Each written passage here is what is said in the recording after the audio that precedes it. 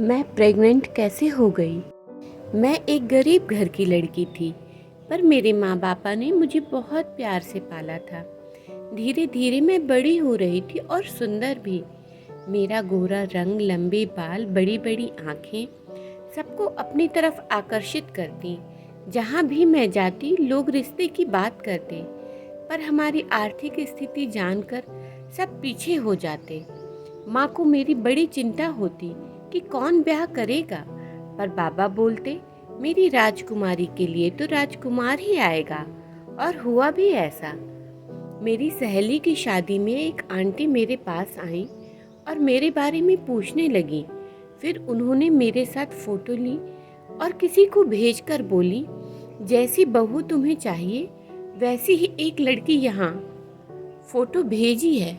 दूसरे दिन हमारे घर के सामने बड़ी सी कार आकर रुकी। मैं और बाबा बाजार जाने को बाहर खड़े ही थे। हम उस कार को देख ही रहे थे कि कल वाली आंटी उस कार से उतरी और हमारे पास आकर बाबा से बोली, आपकी बेटी के लिए रिश्ता आया है, यदि आप तैयार हों तो उन्हें अंदर ले आऊं। मैं और बाबा ये सुनकर हैरान थे। बाबा बोले, कौन है, कहाँ से आए हैं? बिना कुछ जाने मैं अपनी बेटी के रिश्ते के लिए कैसे तैयार हो जाऊं? उसके बाद जो हमने सुना, हमें हमारे कानों पर विश्वास नहीं हुआ। ये रियांश ओबेरॉय और उनकी माँ हैं। बाबा ने कहा, ओबेरॉय ग्रुप के मालिक? आंटी ने कहा, जी वही।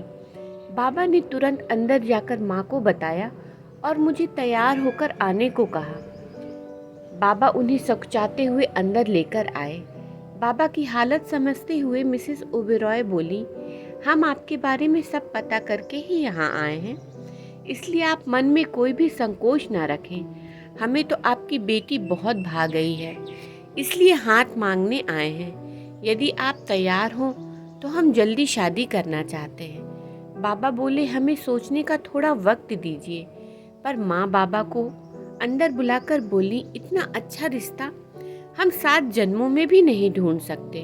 वो खुद चल कर आए हैं तो कुछ शगुन लड़के को देकर ही भेजिए। उनके पास लड़कियों की क्या कमी। हमारी बेटी के बड़े भाग्य हैं जो ऐसा रिश्ता आया है। बाबा ने बोला, पर नैना से तो पूछो वो क्या चाहती है। बाबा ने मुझसे पूछा तो मैं बोली, मुझसे ज़्यादा आप मेरी भलाई समझते हैं, आपको जो ठीक लगे। बाबा ने बाहर जाकर हाँ कर दी और फिर उन्होंने मुझे शगुन दिया और हमारी हैसियत के हिसाब से बाबा ने, और जल्द ही मैं दुल्हन बनकर ओबेरॉय मेंशन में आ गई। घर है या महल, रास्ता कैसे याद होगा? ऐसे हजारों सवालों के साथ एक कमरे में मैं दाखिल हुई। माँ जी ने मुझे रूम में बैठाया और बोला, तुम्हें कुछ चाहिए होगा तो साइड में रखे कॉर्डलेस की तरफ इशारा करके 09 पर कॉल कर देना। और वो चली गई। इतने बड़े रूम में इतनी देर तक अकेले मुझे माँ बाबा की याद आने लगी। मैं उठकर खिड़की पर खड़ी हो गई, जहाँ से पूरा गार्डन दिख रहा था कि तभी किसी की गर्म सांसें मुझे कंधों पर महसूस हुई। मैं डर के पीछे पलटी तो सामने रियांश थे। मैं गिरने ही वाली थी कि रियांश ने मुझे कमर से पकड़कर अपनी तरफ खींच लिया और बोले, बिल्कुल अप्सरा। मैंने कहा, जी। वो मुस्कुराए और बोले, तुम बहुत खूबसूरत हो, बिल्कुल रियांश की रैना। और मुझे किस करने लगे। मुझे उठाकर बेड पर ले गए और प्यार का ये सिलसिला मेरी दर्द की वजह से निकली आवाज़ से रुका।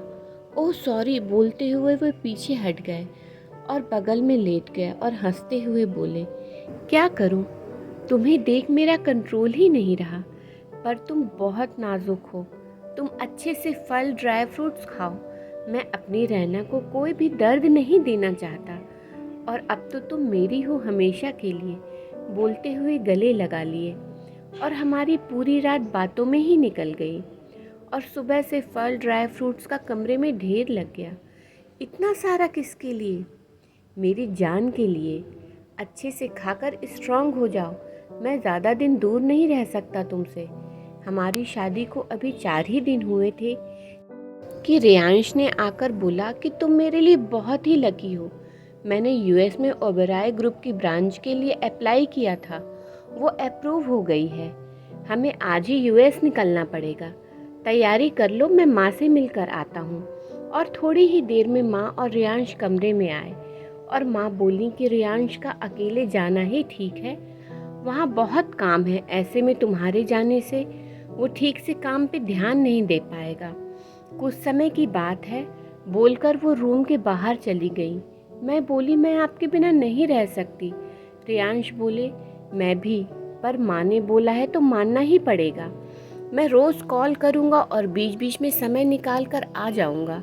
मैंने बुझे मन से हामी भरी। रियांश चले गए, पर माँ और रितु दीदी, मेरी नंद, दोनों मेरा बहुत ध्यान रखते थे। दीदी ज़्यादातर मेरे पास ही होती थीं और इस बात का भी पूरा ध्यान रखती थी कि मैं बोर ना हो जाऊं। इन सब के बाद भी मेरा मन रियांश के इंतज़ार में बेचैन रहता। अभी रियांश को गए 26 दिन ही हुए थे कि मेरी तबीयत बिगड़ गई, वोमिट हुई और चक्कर आने लगे। माँ ने फैमिली डॉक्टर को बुलाया, उन्होंने चेक करके बताया मैं प्रेग्नेंट हूँ। सब सुनकर बहुत खुश हुए, पर मैं काटो तो खून नहीं, ये कैसे हो सकता है? मेरे और रियांश के बीच ऐसा तो कुछ हुआ ही नहीं कि मैं प्रेग्नेंट। मेरी समझ में कुछ नहीं आ रहा था। मैंने माँ से कहा इस बारे में रियांश को कुछ ना बताएं। माँ ने भी कहा हाँ, यही ठीक रहेगा, नहीं तो उसका मन काम में नहीं लगेगा।